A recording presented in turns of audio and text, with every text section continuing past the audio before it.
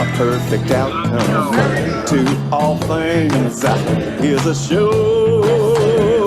Yeah, a perfect outcome to all things is assured.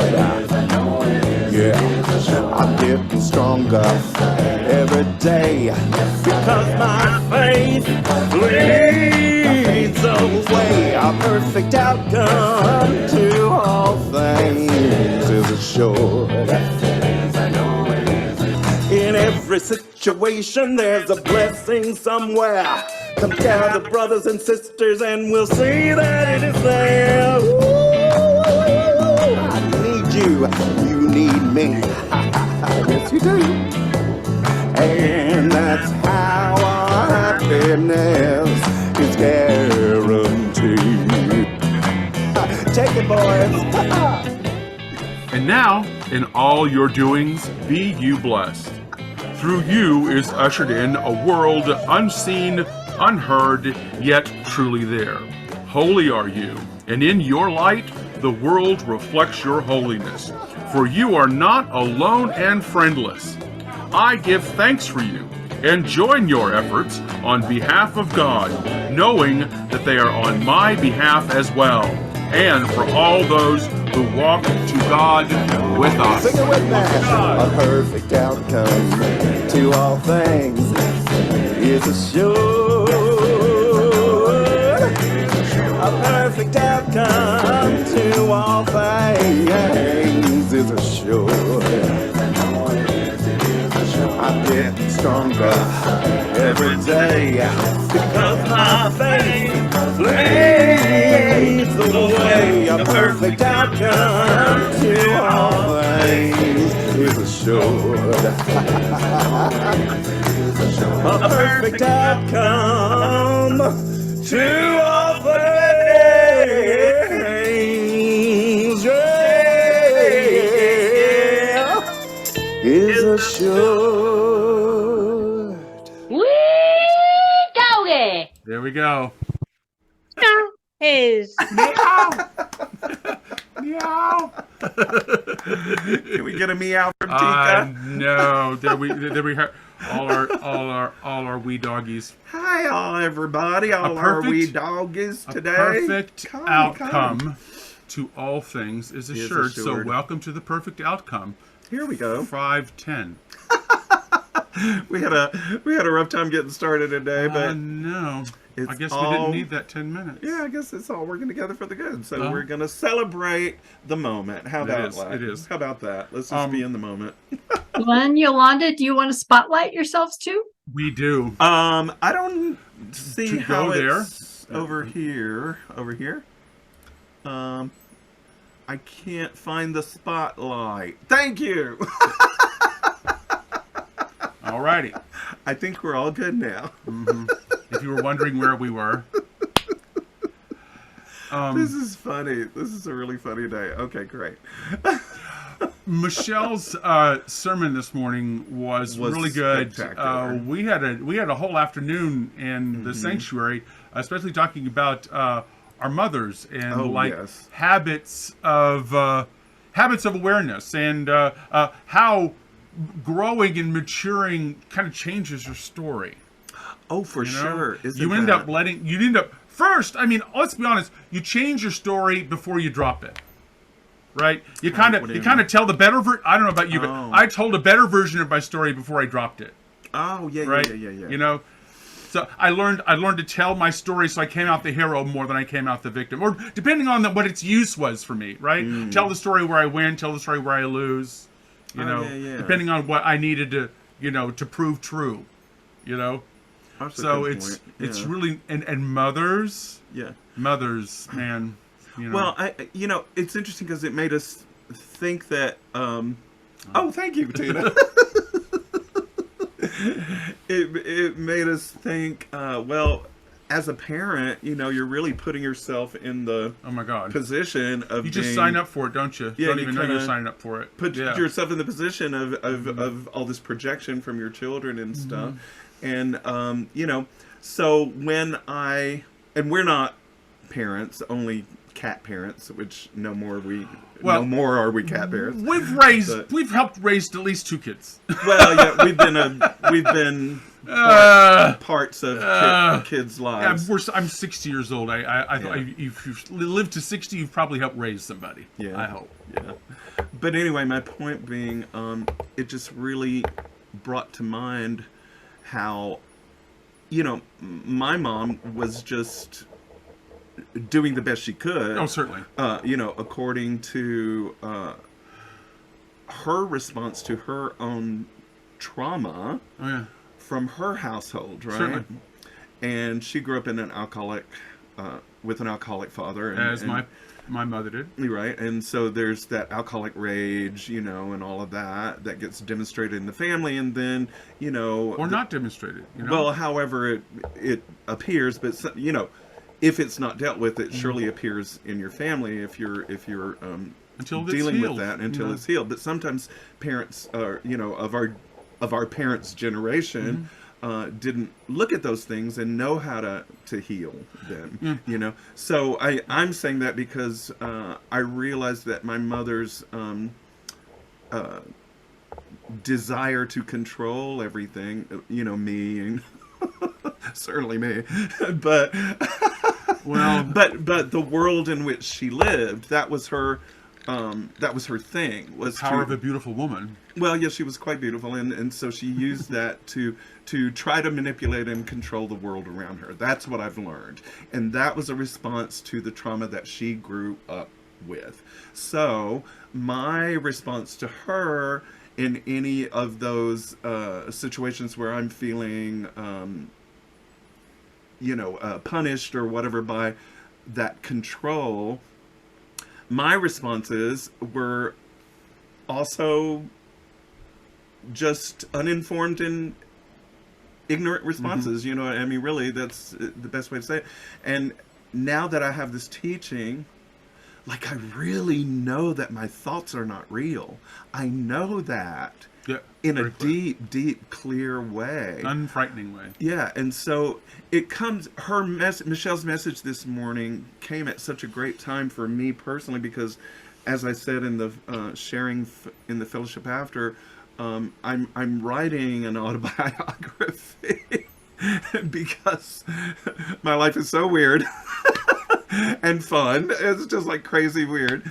And, I wanted to talk about, where I came from. Your mother's a character. And my mother's a huge character in this story. She stayed, my dad died before I moved to New York City. And that was almost 40 years ago now, but my mom she passed away in 2019. So she, stayed with me on the journey, all those many years. And really the last time I saw her, she was in a assisted living situation and wasn't completely clear with her faculties, but one of the last things she said to me was, "What are you wearing?" And so it was just so funny, because I knew that was probably the last visit we would ever have. And by that time I was beginning to understand that, whatever was going on in her mind was her projection and not me. However, I still didn't have the tools to really understand that my thoughts about it were not true either. I was still holding on to my thoughts are true and you're just a mean person, So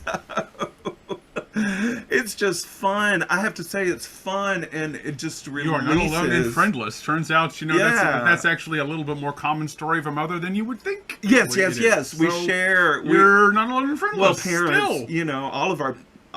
I'm sure all of us have stories about our parents where we felt oppressed or, picked on or whatever. And I just see the release of all of that from the release in myself believing my own thoughts. That's the point I'm trying to make. Well, and that is really the fundamental, really core action we take as forgiveness. Yeah. That's the act of forgiveness.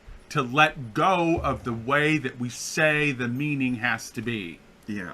the meaning of the thing is this thing, and that's unchangeable. No. That's not, couldn't be possibly true. The forgiveness is like, oh my God, I don't know what anything is for, and it's good because I don't want to be the one creating meaning. I keep messing things up. Do I really want to be the one that creating the meaning? Oh God, no. No, I want the meaning to be reliable, right? I want it to function without me having to pay attention to it, right? So that I can rely on. Yeah. That's what allows us to. So speaking of this, this gets into leads. If you can see the world, if you can learn, and those feelings of being outside of the moment become intolerable, right? Yeah. I don't want to feel that way. Those feelings and the dynamic responses we have as human beings that make the moment that make anything other than the moment satisfying is this practice. Everything is serving our good. Right? Yes. Even our feelings, even our reactions, even our programming, everything is serving our good. Yeah. And if we understand that, if we can operate from that perspective, what we begin to let go of through forgiveness is the ability to be here, and that we find out. Chapter 26. Did you see me move through the Course in Miracles? The act of consciously creating. Beautiful. Consciously creating. Do you want to stop miscreating? Do you want to just be like willy-nilly? It's like, you know, those those little baby superheroes that don't know how to aim their powers yet, like burning up everything. It's like, oh, I don't know what's going on. That's what we're doing, right? We have these these superpowers, and we're burning down stuff we don't know that we're doing, right? Don't you want to be conscious of your own power, and put it in the directions to create the world that you want to create? Let's do that. So on that note, that reminds me of a song. It does. What's the sing along today, sweetie? We're doing a classic. It's called "Let Things Be Exactly as They Are." So sing along. You know this one, boys and girls. You might really know this. In case you don't, I'm gonna call and Glen's gonna respond. So if you don't know the words and you want to sing along, just sing with Glen. It's a great analogy. Thank you. Oh, thanks, Shauna. Yeah, I thought that was really, really good too. So this felt like the right day for this song. Here we go. Let things be. Let things be exactly as they are. Exactly as they are. You can't change me. You can't change me. And you can't change God. And you can't change God. Let things be. Let things be. Exactly as they are. Exactly as they are. And you and me. And you and me. We'll live in peace. We live in peace. Well, I don't know. What anything is for. Unless I listen to. That still small voice. I have a still small voice. Telling me. It's telling me. This simple truth. That everything is for my good. Everything is for my good. So let things be. Let things be exactly as they are. Exactly as they are. You can't change me. You can't change me. And you can't change and God. you can't change God. Let things be. Let things be exactly as they are. Exactly as they are. And you and me. And you and me. We'll live in peace. We live in peace. I'm not this body. I'm not this body. I'm not my body. I'm not my thoughts. I'm not my feelings. What? I'm not this body. I'm not this body that you see. Although it's voluptuous and beautiful, I am as God. I am as God created me. She created me. We are all one family. One family. And it's possible. Yes, it's possible to live in peace. We live in. Bring it home. So let things be. Let things be exactly as they are. Exactly as they are. You can't change me. You can't change me. You ready? You can't change God. 'Cause you can't change God. And let things be. Let things be exactly as they are. exactly as they are. And you and me. And you and me will live in peace. Kumbaya.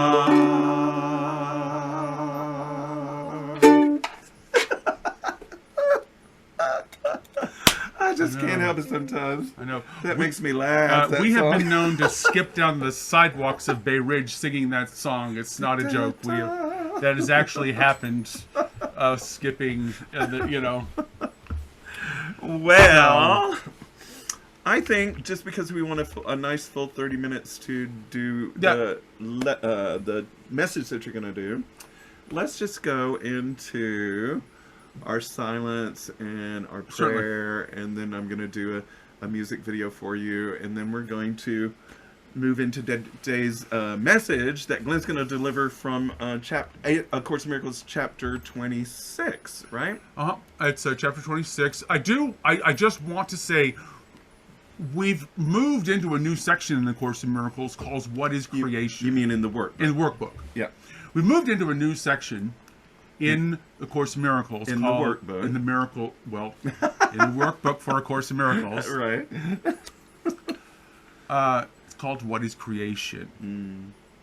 So it's if we know who we are and we know what is ours to do, and we know that everybody here is basically has the same intent that ours is, and ours is a specific thing that is ours to understand to do, what we begin to do is create. And creation is something that happens because of the oneness that we're joining with. So this is the beginning of the shift in our awareness of not just mine to do, that I am what is creating the desire to even do what I want to do. So it's moving back and back and back and back into the power that you are. So with that in mind, let's do some meditation. Let's do the meditation. Beautiful. Okay.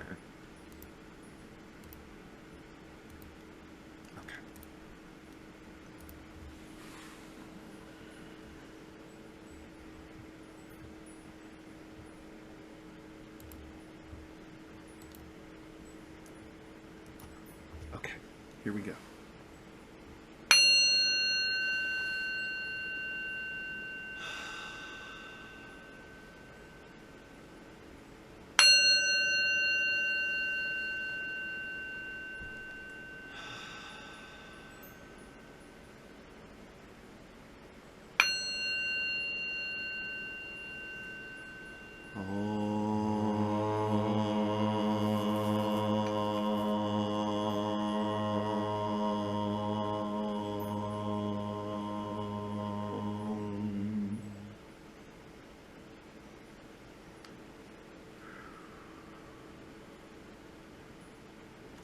Right here, right now, in this Zoom sanctuary at Awakening Together, we are all co-creating this unconditional circle of love,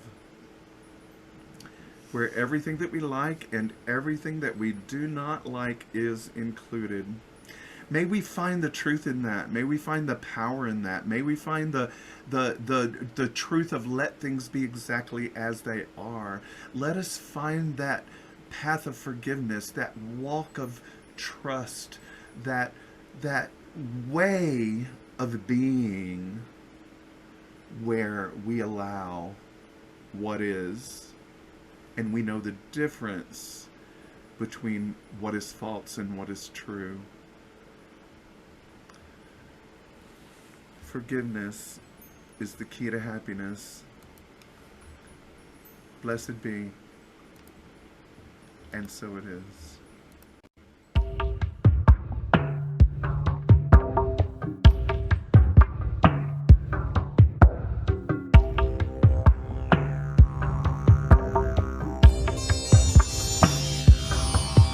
Hare Om Tat Sat. Hare Om Tat Sat. Hare Om Tat Sat. Forgiveness is the key to happiness. happiness. Hare Om Tat Sat. Hare Om Tat Sat. Hare Om Tat Sat. Forgiveness is the key to love. Hare Om Tat Sat. Hare Om Tat Sat. Hare Om Tat Sat. Forgiveness is the key to happiness. Hare Om Tat Sat. Hare Om Tat Sat. Hare Om Tat Sat. Forgiveness is the key to love. Here is your answer to your search for peace. Here is the meaning in a world that makes no sense. Here is your way to safety when danger appears. Here are all your questions answered. Hare Om Tat Sat. Hare Om Tat Sat. Hare Om Tat Sat. Forgiveness is the key to happiness. Hare Om Tat Sat. Hare Om Tat Sat. Hare Om Tat Sat. Forgiveness is the key to love. The way of peace is the way of love. Love is the greatest power on earth. It transforms all things. It transforms all things. The way of peace is the way of love. Love is the greatest power on earth. It transforms all things. It transforms all things. The way of peace is the way of love. Transforms all things.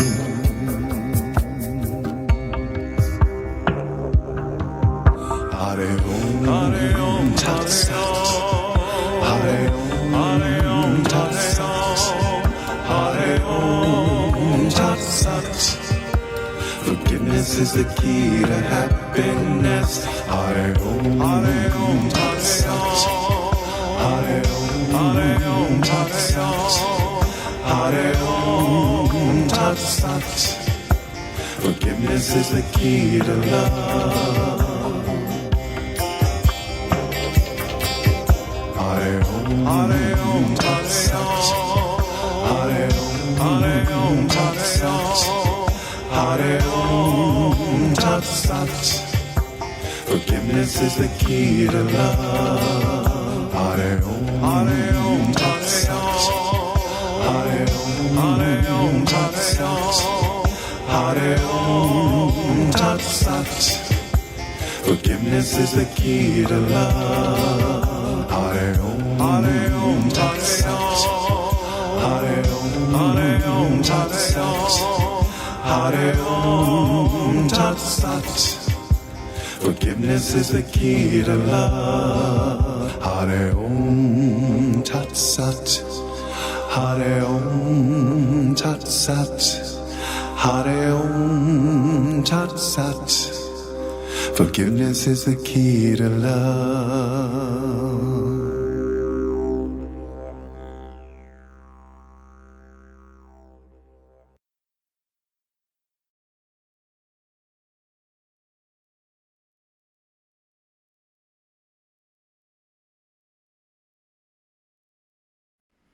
Okay.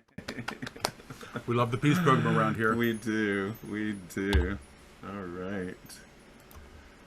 Oh, goodness. Goodness.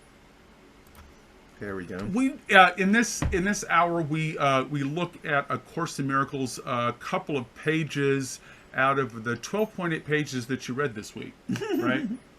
and you do the lessons every morning, and we meditate on. That's what we do. This is the chapter that I call confronting the hegemony. Which chapter is it? That's 26. Chapter 26 in the Course of 26. Miracles. Let me make sure. Yeah, 28. No, 28. 28. See, that's See, why I here asked. It's called the undoing of. It's called the undoing. Chapter 28 is called the undoing of fear. We're going to spend a couple weeks here. The last week we spent on what does it look like when we're moving with an institution and we're looking at other institutions, or what large bodies of people and things do. So while there's only one thing happening here, there are what we are to do in the world, because the world isn't messed up. We said last week that it is our jobs to salvage it, right? From our own opinions about it, right? Our own thinking. Salvaging it from what we're actively doing, because it's already okay, right? If we could get our hands and our desires out of it and understand what we're looking at, if we could let the world be as it is, we would know how to use it, right? That's the idea behind seeing with correct perception. We know what to do. We know what is ours to do, and we don't do what isn't ours to do, right? So in that idea, this is the when the Course in Miracles talks about the undoing of fear, what in the contemporary language would be is this: how we're still surrounded by people that are afraid. Right. Even though we might not be afraid anymore, we're still surrounded by people that are afraid, saying, "Run! Yeah. This thing is happening right before your eyes." Right? We're still living like the old saying that the elder teacher Rabbi Jesus said, "Don't be in the world, but not of the world." Yeah. Okay. Mm-hmm. Jesus, they didn't. Nowhere, no spiritual leader says, what the best thing to do is? Check out. Nobody says that. Get in a spaceship and go to Mars. Leave. Nobody says leave. Didn't Jesus tell us to get into a spaceship and go to Mars? I don't think so. So, what 28 wants to talk to us about is evil. Let's talk about that. What do you want to do about this thing? This what do you want to change in the world, right? Are you trying to change anything in the world? Or what are you doing? How are your motives? When the world is telling you, and all the factors around you, and all the upbringing and everything tells you that it's an evil world and there's no use in doing any of that stuff. Right? So, what does the Course in Miracles have to say about justice and the end of fear and confronting what we think and the world is telling us is evil? Why? And so it isn't any wonder that she waits until this time of year to do it, right? Chapter 28, when we've been through all these other things. And if you're convinced, and if you have been through what we've been through, you've found out what is yours to do. And you found out that you're marching with other people to do those things, right? You find out that you're not alone and friendless. That there's people that want to help you do what you want to do, and that you are actively involved in wanting to help other people to do what they want to do. You're not alone and friendless anymore. And you begin to see the world differently. But the world doesn't change, does it? We change. Our perspective changes. Yeah. And that's the healing, right? The world doesn't heal. Spiders don't suddenly become friendly. Well, they do actually. I love spiders, as you well know. But I mean, that's what I mean. Crocodiles. Crocodiles. The world doesn't fundamentally shift for us. So let's we've got 7 paragraphs to look at. They're pretty dense, but the image I'd like to put in your head as we begin. Do you ever like a child who's first learning how to share, wants to share everything? You share the same cookie back and forth and back and forth and back and forth when the child is learning to share. Like when the child is realizing it's enough and everything's okay, he can have another cookie if he gives that away. He's beginning, and to be nice and gets rewarded for sharing. Do you remember that life do you ever have the 2-year-old self, about 2.5, 3 years old? When you go, you want some cookie? I have cookie. You want cookie? That genuine, honest, I have something I love, I want to share it with you. With that totally innocent, cookies are good. You should have this cookie because it's, I drooled all over it for you. Deliciousness. So that's the image I want to put in your head, this innocent kind of sharing, okay? Oh, goodness. Okay, so we're going to read some excerpts that we've highlighted. And again, this is A Course in Miracles, chapter 28, The Undoing of Fear. The section we're looking at... I didn't write down the number, but it's the alternate to Dreams of Fear. Right. The section we're looking at is called The Alternate to Dreams of Fear. So, here we go. First paragraph. What is a sense of sickness but a sense of limitation, of a splitting off and separating from? A gap that is perceived between you and your brother and what is now seen as health. And so the good is seen to be outside, the evil in. And thus is sickness separating off the self from good and keeping evil in. God is the alternate to dreams of fear. Who shares in them can never share in him. Except you share it, nothing can exist. And as you exist, because God shared his will with you, that his creation might create. Boing. It is the sharing of the evil dreams of hate and malice, bitterness and death, of sin and suffering and pain and loss that makes them perceived as real. Unshared, they are perceived as meaningless. The fear is gone from them because you did not give them your support.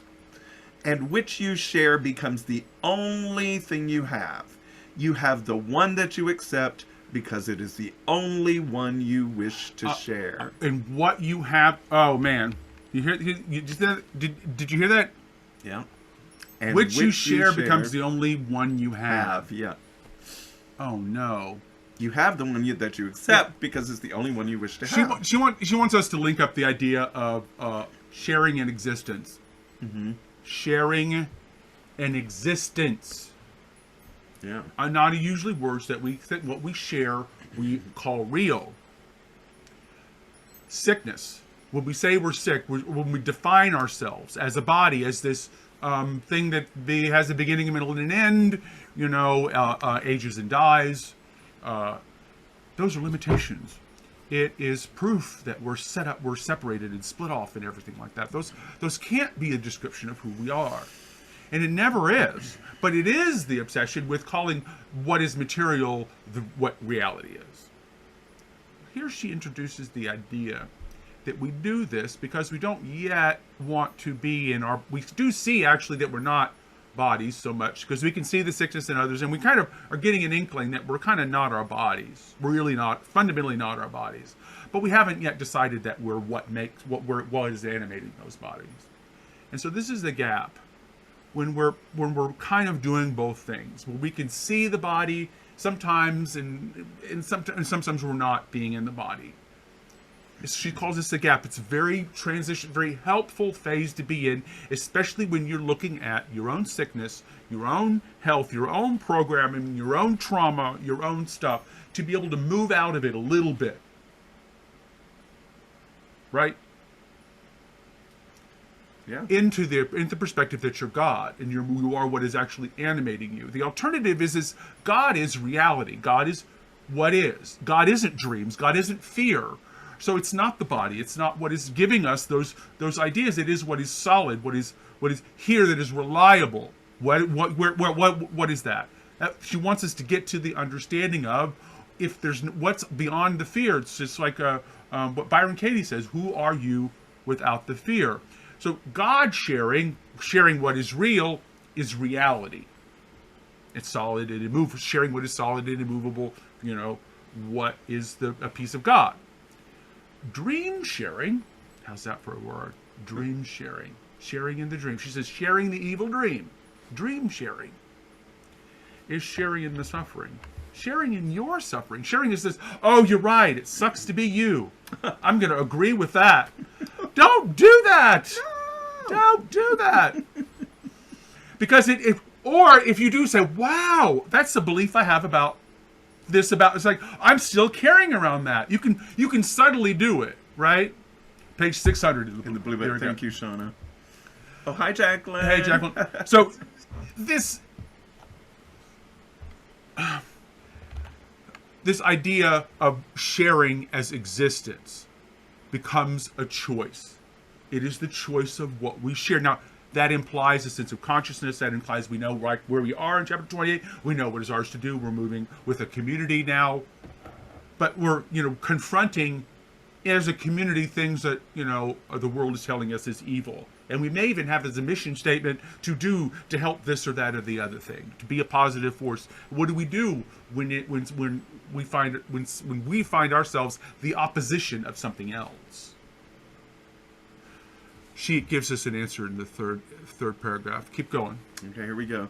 You share no evil dreams if you forgive the dreamer and perceive that he is not the dream he made. Not the answer we were expecting, probably.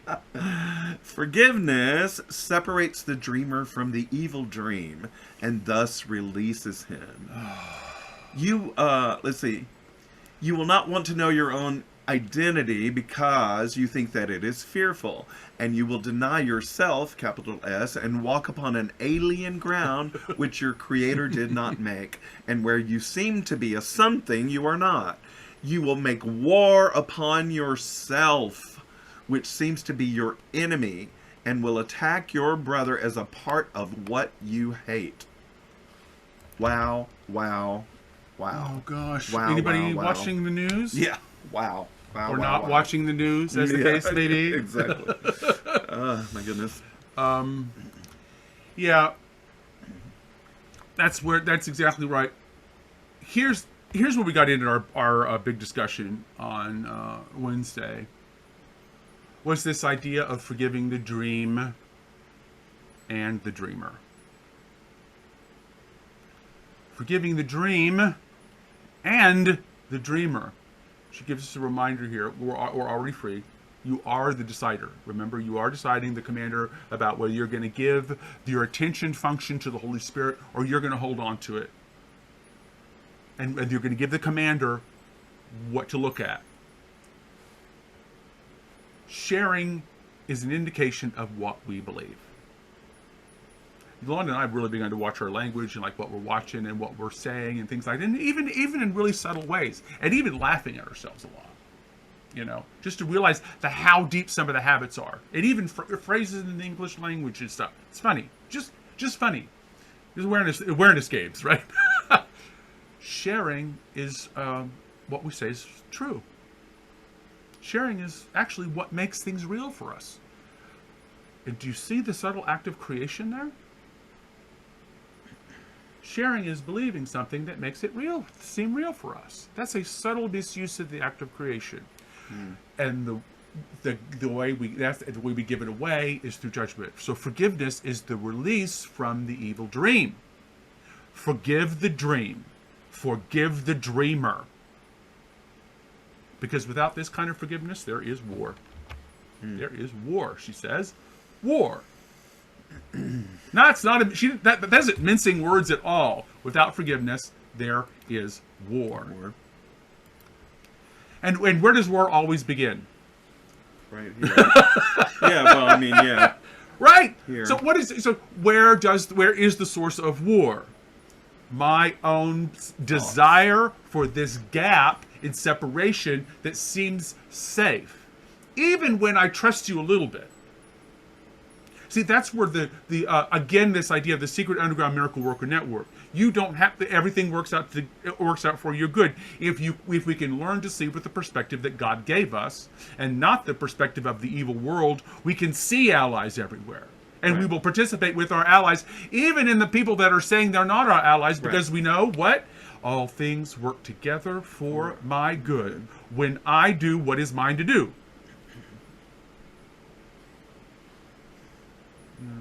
Well, the actual Bible verses do the will of God, but that's basically the idea that we're talking about very seriously, what it's mine to do, correct perception idea. The reminder is we are free. Sharing is believing. And that forgiveness is the release from the evil dream, so I can forgive the dream, which is harder for me than forgiving the dreamer. I can forgive like my mother. my parent, but it's harder to forgive the dream that did that to my mother. Yeah, I hear you. You know? That's harder. The 500 years before that. Or that's harder to forgive for me. So, keep going. All right. You have conceived a little gap between illusions and the truth to be the place where all your safety lies. Here is a world established that is sick, and this the world the body's eyes perceive. Yet sights and sounds the body can perceive are meaningless. It cannot see nor hear. It does not know what seeing is, what listening is for.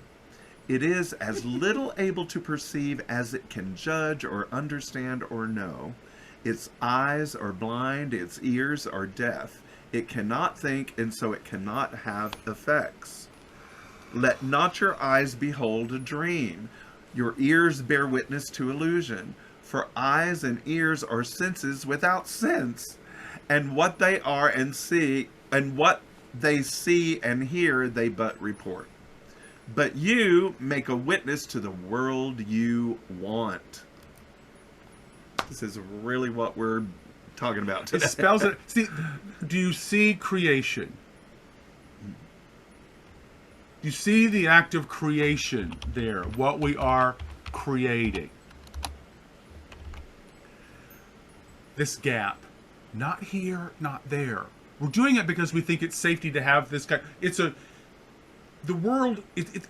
way of trying to be in two places at the same time. She says she can't do that, but this new place is that we're experiencing is in this moment can feel very new, feel very raw, and may not at first feel very comfortable. So this gap exists as we move in and out, and this becomes more normal. Not here, not there. The world we perceive is sick very often. The hint, it's our perception that's sick, not the world. Yeah. So that's what Yolanda was talking about. I was like, oh, I'm learning to see that it's like, that's not the truth. That's just a propaganda perspective that I've never examined somewhere. Yeah. The body isn't the problem. The material world is not the problem. The condition of any material object is not the problem. Swear. And the body only reports conditions that I have made, the little I. The body only reports the conditions that I have made. The body only reports conditions that I have made. Tattoo that on my eyelids. The method here that we know as projection is we send messengers of separation out into the world to prove that it is evil. That it is these things we say it is. See? Yeah. That's exactly what told you. we did. Yeah, Exactly. And you collect all the evidence for the thing, and it's like, why? It's a good question. Because we want the gap. We want to be right without having to join. We want to see the answer without having to do anything. Do you see the gap there? I want to be the better person and love you for being wrong. That's the gap. That's not enough. She's saying, be careful when confronting what is obvious, like the lie or the dream or the evil world, with more of the same. Yeah. Keep going. Okay. Almost done. Creation proves reality. If you're following along in the text, I'm in paragraph 6 now.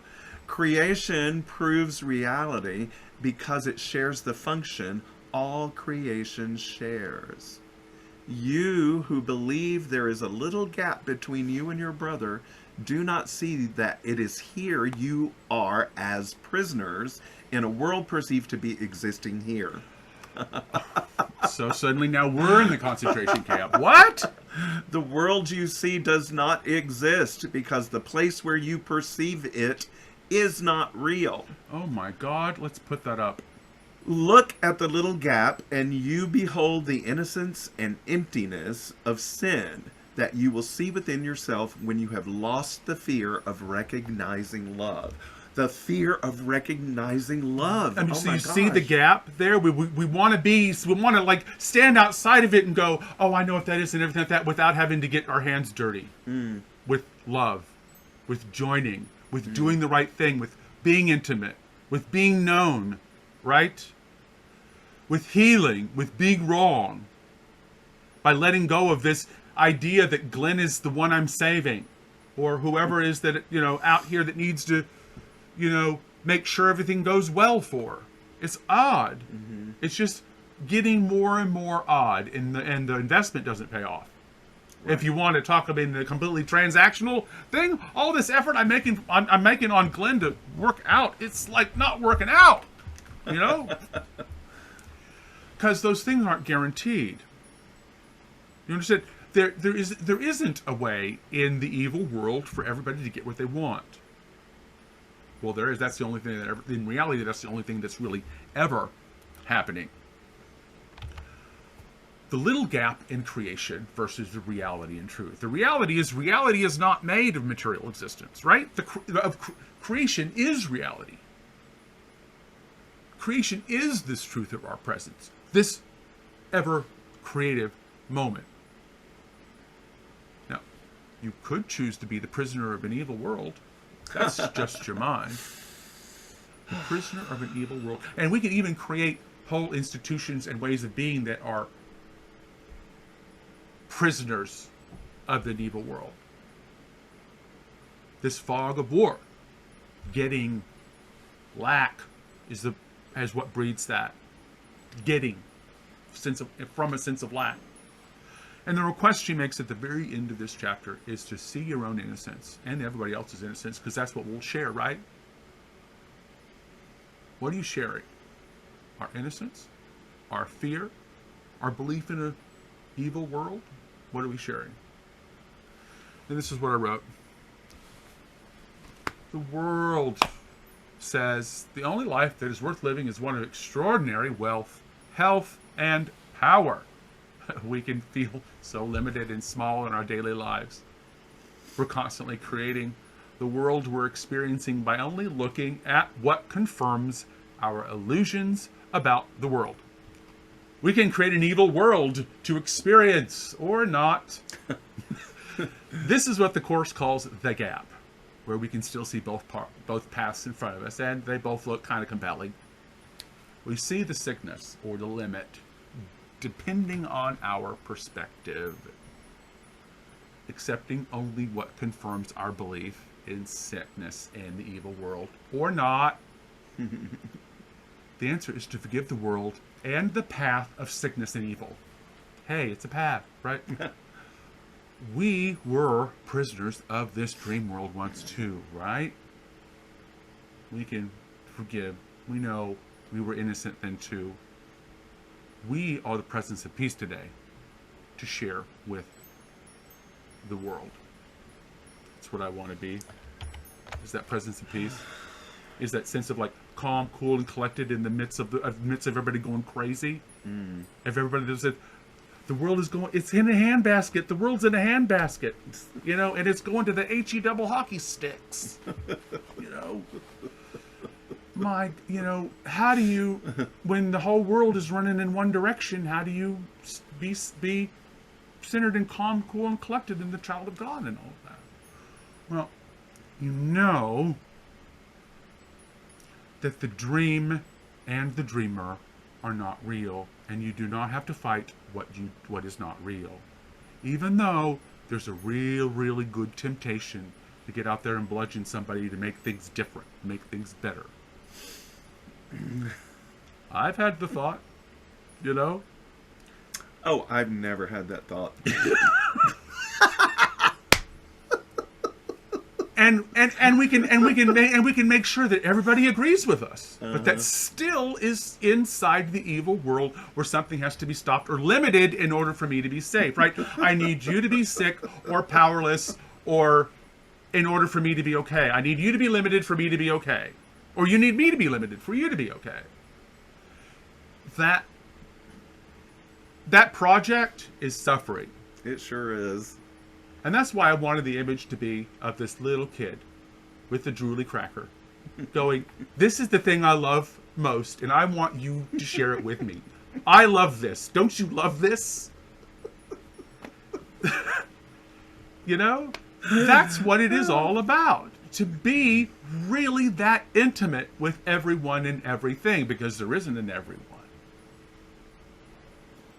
There's a you. It's you. You do care about you. I know you care about you. Aw. You know, we're here for this moment, in this act of creation. How about it is that God created you to help her create what's next? How much deliciousness is that? We're doing this because we're one. Because that's how it is. Welcome to now. And the creative possibilities we have about what is coming next. Do you understand? It is our creation. This is our creation. We are what is doing this. Yep. You can't change God. What changes is not God. I don't need to create God. God is what is creating us. Thank God. And remember, I'm your favorite anarchist preacher. I'm here with the love of my life, the Reverend Yolanda, and you're listening to The Mighty Companions. Stay tuned. Stay here now. Remember, listen to the voice that likes you. She'll tell you that we are one, and she'll tell you how to act like it. Yay, we love y'all. We love y'all. And thanks for joining us. Stay tuned all night.